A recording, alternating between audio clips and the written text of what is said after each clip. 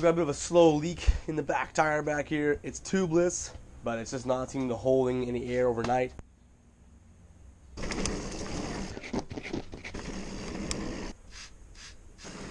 Okay, so I want to go for a ride today on my hardtail, but we've got a bit of a slow leak in the back tire back here. It's tubeless, but it's just not seeming to holding any air overnight, which typically tells me that either there's some sort of hole in it or there's a sealant inside of that, and the sealant helps seal the tires up, right? So if there's a puncture or there's a slow leak, it'll eventually seal it. But those things harden up with time, or the solution hardens and it dries up. So then it no longer does its job correctly. So I'm gonna pop a tube in it today, just to go for a ride. I don't have more sealant here, so I'll have to get some more when I'm back at the shop next. But today, just gonna go for a bike ride. It's a bit of a moist day, but I want to air my tires for sure. So we're gonna put the bike into the smallest cog. So we'll come down all the way down. Make sure the clutch derailleur is turned off to give us some play in the cage. We're gonna open the QR, and out that's gonna come. All right. Now we've got ourselves a tire, which make sure there's no air left in it, which obviously isn't. This is a plus tire, so it's pretty big. It's a 3-inch wide tire. 3 inches wide tire. So we're gonna have to get a little bit harder to break them sometimes. But we're just gonna use our hands. We're just gonna break the bead all the way around. You can hear the air rushing out of there. All right, come back again. The other side. Actually, the other side. Other side. Nice and free. I do both sides. The key to this thing is the rim is shaped. The inside of the rim is not flat. I'll show you here in a second. So I'm gonna go. I always take it off on the cassette side. That way, when it's sealant inside, it's gonna drip onto the cassette, away from the rotor. And I do it 90 degrees from the valve stem. So the valve stem is here, and I'm going to do it right here. So make sure it's all in the middle of the rim. That's the key to this whole game. You should be able to get it off without any sort of tools. You're going to pinch it, pinch the tire. See, it's pinched with your palms, and then lever it and pull. And now it's off.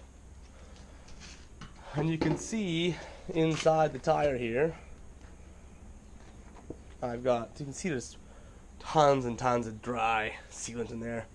Look at that big sealant monster. So, you can do a few things.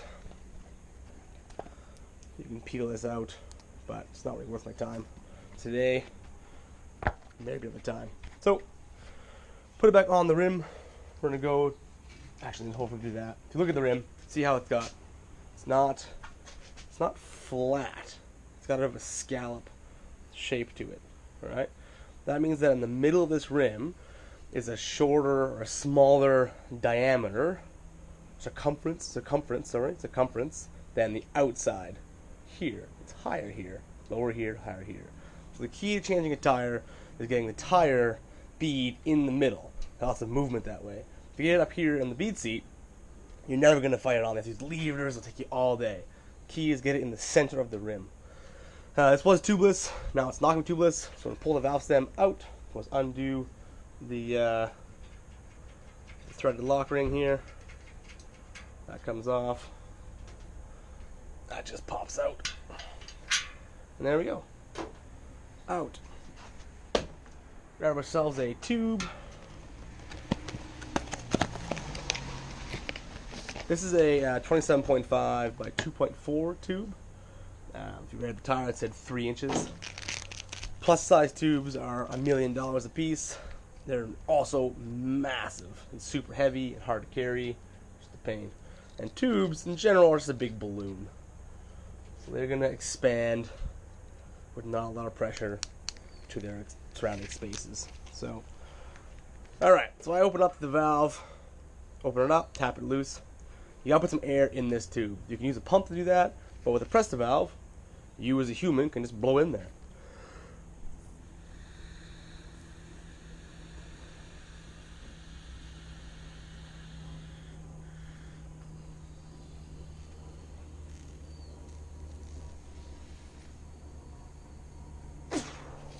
just like that. And usually, your one whole lungful is just enough air for one of these things. So, we'll hang it up on the handlebar. We'll go back, grab our tire. This tire is directional, so you can just see the tread on it. It says that way. It also will be on the tire. Where are we there? Let's say rotation or direction. Pretty weird. Rotation. There we go there. So it kind of says it in the light. If you can see, it says rotation. And it's put an arrow pointing this way. I always just use I use the tread obviously, but it's not there. Arrow's there. Then you have a logo on the tire. Right? That logo is there. I always put the center of the logo at the valve stem. And we do that, A, because it looks pro, but B, it also gives you a datum point. So in future, if you get a puncture and you need to replace the tube, you got to make sure you remove whatever punctured the tube to begin with.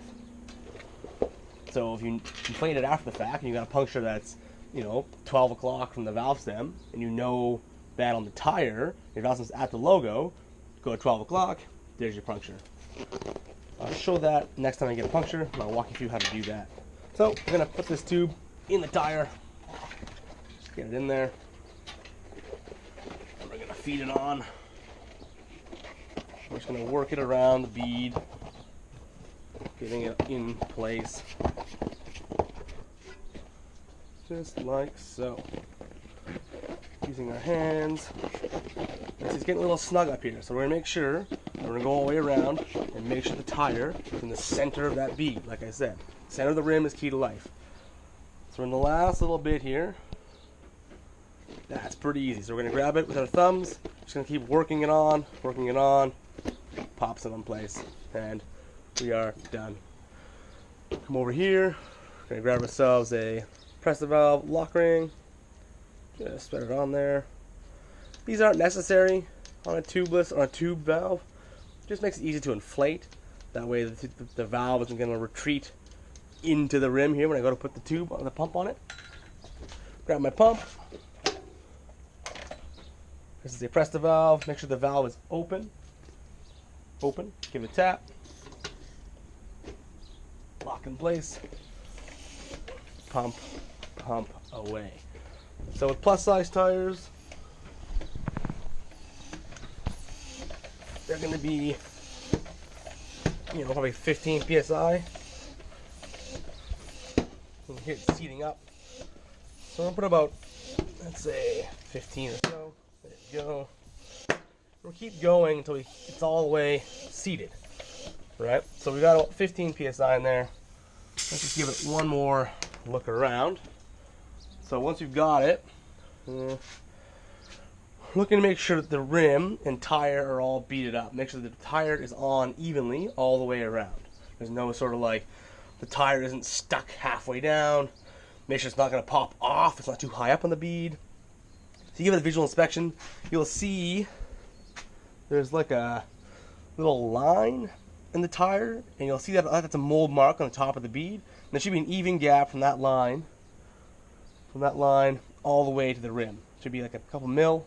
Every tire has one. Should be even all the way around. And that is the key. Other way to do it, put it in your hand. If you give it a little spin, you should notice that it's spinning pretty much square. There's no sort of hops or bobbles or weirdness in it, like it pops around like that or whatever. Nice and straight. That's the key to life. Alright, so that's in there. We're back to the pump. Double check PSIs. Make sure we're holding up.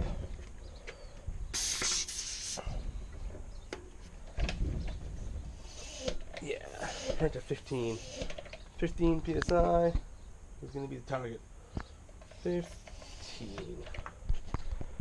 With tubeless, I'd probably run these a little bit lower, probably around 13 PSI or so. But with tubes, just want to minimize any sort of chance of punctures. Or pinch flats, sorry. Close the valve, nice and tight. That's the key to press the valves. The valve is open, it'll leak. Put the valve cap on, just because you can. Turn back to the bicycle. Pop it in place. On the smallest cog. There you go. get it up in there. Make sure we get it in the brake correctly. Go. Done. Check the QR. Skew nice and snug. And that is that. Give it a quick pedal. All good. Turn the clutch back on. What I always do as well is before I take off for a ride, I'm going to pop it out, put it on the ground. I'm going to quick release rear end like that. It's hard to ensure that it's all the way in the dropout to begin with. So I put it on the ground, open the dropout again. Let's make sure it's actually flat and seated inside the dropout. Like so. I keep my QR skewers pointing inside the chainstay, or bottom of the chainstay, pointing forward. Nice to see out of the way. Some folks have them pointing backwards, up, down. This is super clean, nice and easy. All right, cool. Well, till next time, have a great day. Cheers.